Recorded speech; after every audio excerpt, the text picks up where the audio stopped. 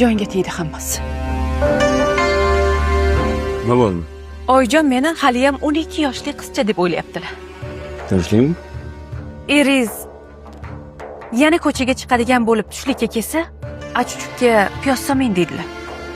To'g'ri aytibdilar. Hozir men masjidga boraman. Buni yeb borsam, og'zimdan kelayotgan piyoz hididan boshqa odamlar aziyat ko'rishadi.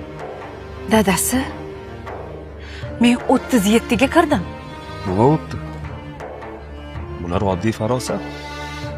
28 yil oldin bilishingiz kerak bu narsalar. Gap bilan chaqib olasiz. Lekin shunda ham menga yoqasiz.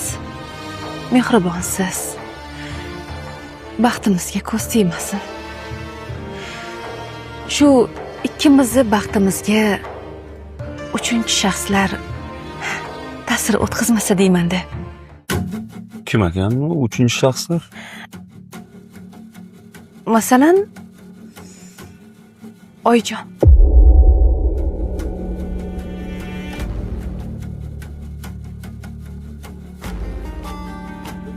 Men onamni qornlarida homila ekanligimda men uchun birinchi shaxs onam edilar.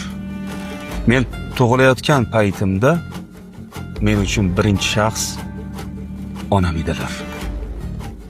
Dunyoga kelib yeganim ilk luqma ona sutini berayotgan paytlarda ham birinchi shaxs onam edilar.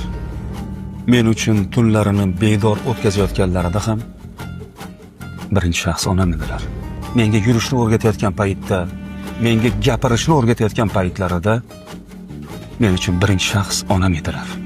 Meni bog'chaga olib borayotganlarida, maktabga olib borayotganlarida ham birinchi shaxs onam edilar. Meni o'qishimni kontraktiga ziraklarni sotib berganlarida birinchi shaxs onam edilar.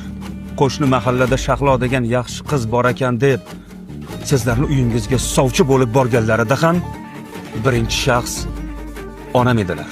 Endi uchinchi shaxs bo'lib qoldilar. Uzr, dadasi. Uzrni mendan emas, chiqib oyimlardan so'raysiz. Shoshmang. Uchinchi shaxs kimligini aytaymi? Xo'sh. Instagramda siz kuzatadigan beva psixologlar.